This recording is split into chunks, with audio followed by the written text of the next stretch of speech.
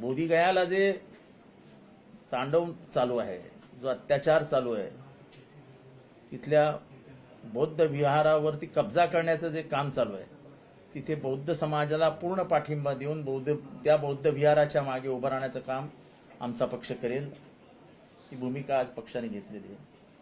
फुलेंच्या चित्रपटाला उघड पाठिंबा देऊन असा जात वर्चस्ववाद चालू देणार नाही.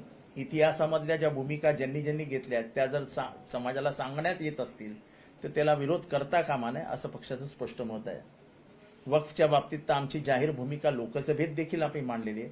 आज मी भाषण करत असतानाच सर्वोच्च न्यायालयाचा निकाल आलेला आहे आणि मला चीफ जस्टिस ऑफ इंडियाने जे विचारलंय ते खरोखर मलाही कधी सुचलं नाही की काही मस्जिदी 12व्या शतकातल्या, 13व्या शतकातल्या, 15व्या शतकातल्या आहेत.